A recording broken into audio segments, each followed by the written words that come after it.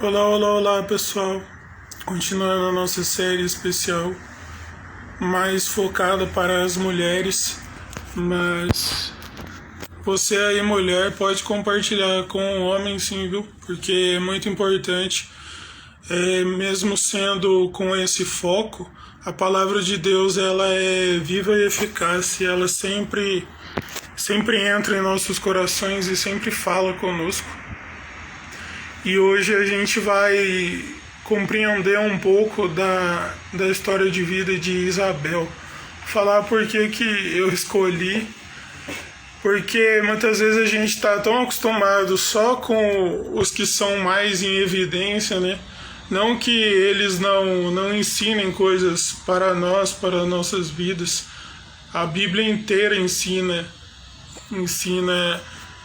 instruções de Deus para nossas vidas, mas muitas vezes eu prefiro usar exemplos que não é de nosso amplo conhecimento para mostrar que com Deus não tem essa, só porque uma coisa que a gente considera de fama, que ele só usa esse tipo de pessoa, não. Sabe, no caso de Isabel, ela era uma mulher idosa, não tinha filhos. O marido dela era sacerdote no templo. E encurtando um pouco a história, né, resumindo um pouco, em um determinado momento que ele estava de serviço no templo, apareceu um anjo à direita do altar onde ele se encontrava e declarou a ele que a oração dele tinha sido ouvida e que ia se cumprir, a esposa dele iria engravidar e eles teriam um filho. Aí ele perguntou ao anjo, mas como isso será possível? Eu já sou velho, minha mulher já é idosa. Como que eu posso ter um sinal a esse respeito? Aí o grande sinal foi que ele ficou mudo até a criança nascer. Imagina a situação, o cara ficar sem poder falar e isso ser o sinal de Deus para ele. A gente pode já fazer uma pequena pausa aí e refletir assim, sabe? Muitas vezes a gente fala muito para Deus nos dar um sinal, nos dar uma resposta, mas a gente não permite ele responder, entende? E nessa situação o grande sinal foi o homem ficar mudo. E eu me pergunto, né? Durante esse tempo todo que ele ficou mudo, ele falava com Deus no espírito. Ele se expressava muitas vezes para as pessoas, escrevendo, fazendo gestos. E sabe, eu penso assim, o que muitas vezes a gente faz muito barulho, mas a gente nunca vai resolver o nosso esforço, porque sempre tem a ver com a direção que Deus dá, com os sinais que Deus coloca, sabe? A gente muitas vezes está tão ocupado com os barulhos ao redor e tão ocupado fazendo barulhos que a gente não percebe os pequenos sinais que Deus dá. E nesse que acabou sendo um grande sinal, porque ele não podia falar,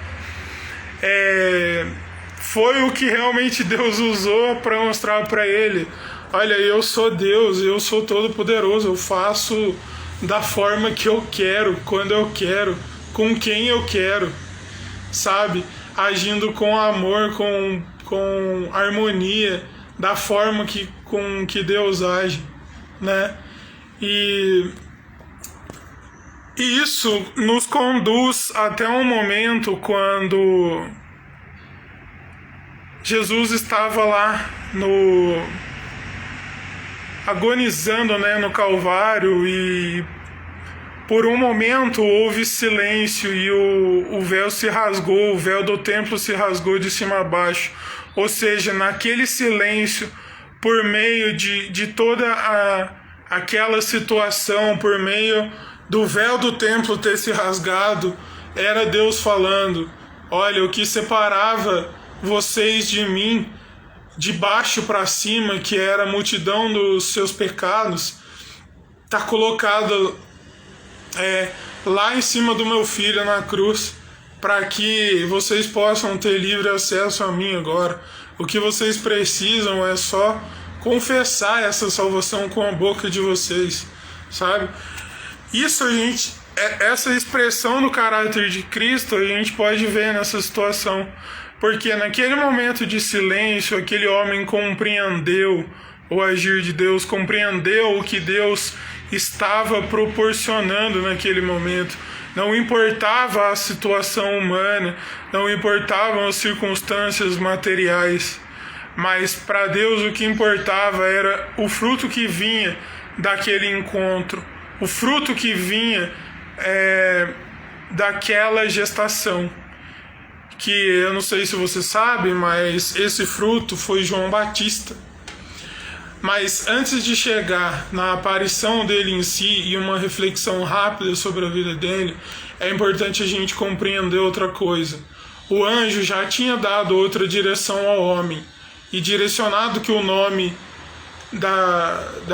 daquela criança seria João. E quando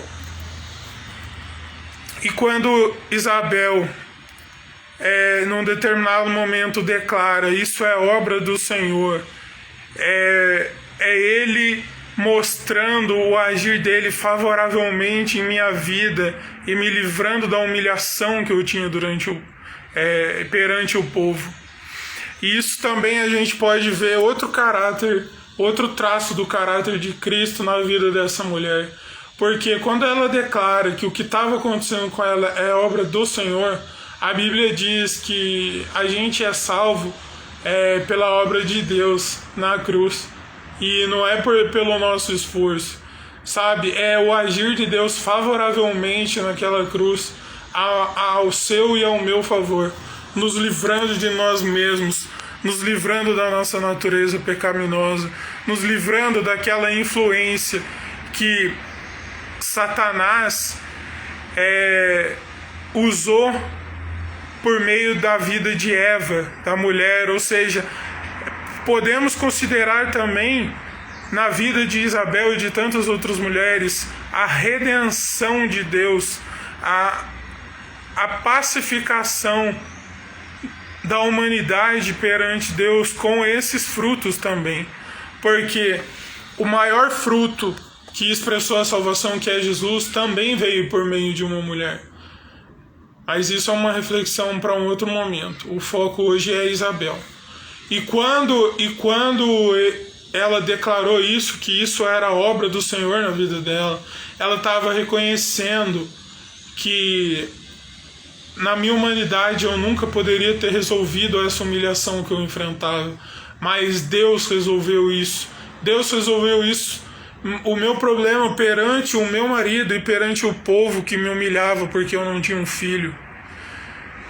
E quando foi no nascimento da criança, depois de 8 dias, perguntaram ao pai qual seria o nome da criança, porque eles queriam dar o nome do pai. Era muito costume, ainda é muitas vezes nos nossos dias. Mas a mulher falou: o nome dele será João. E eis que isso mostra a importância de uma união num casamento, sabe? Como eu disse, aquele homem perdeu a voz, mas de alguma forma ele comunicou a ela que o nome daquele feto seria João, teria que ser João, porque foi uma direção de Deus. E foi o que ela correspondeu, ela entendeu aquela obra do Senhor na vida dela e entendeu que a resposta que ela deveria conceder ao Senhor é: sim, eu reconheço essa obra magnífica em minha vida, e a resposta que eu te dou é correspondendo à direção que o Senhor me deu. Então o homem, depois de um tempinho, recuperou a voz. Deram uma tabuinha, né, para ele escrever qual seria o nome do filho, e ele escreveu João. Então ele voltou a falar, e isso, sabe, é uma obra de redenção, uma obra de cura para nós, sabe? Aquele casal pensava que era tarde demais na vida deles, mas às vezes a gente, considerando que é tarde demais, a gente começa a querer resolver as coisas da nossa forma.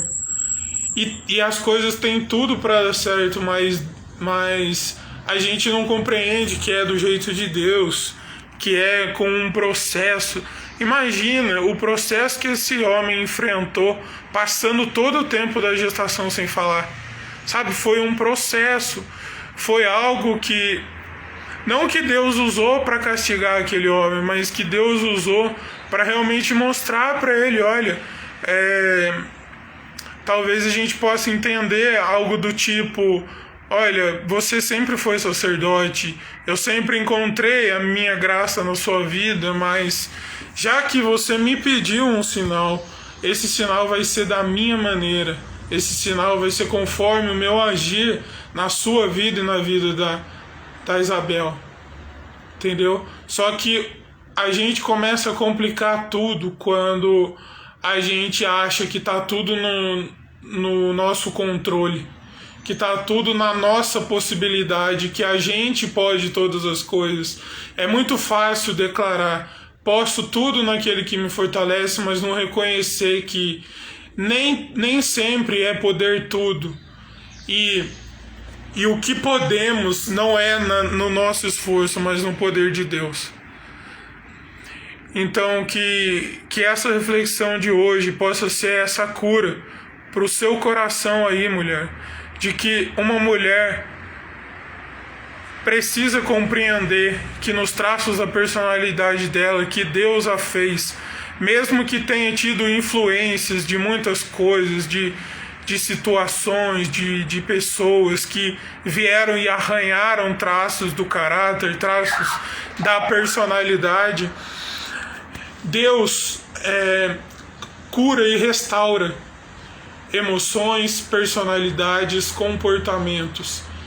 Que o que está te afligindo hoje, que o que você possa sentir uma humilhação hoje, você possa compreender que é num silêncio que Deus quer te mostrar a solução, é no silêncio que Deus quer te mostrar a salvação dessa situação.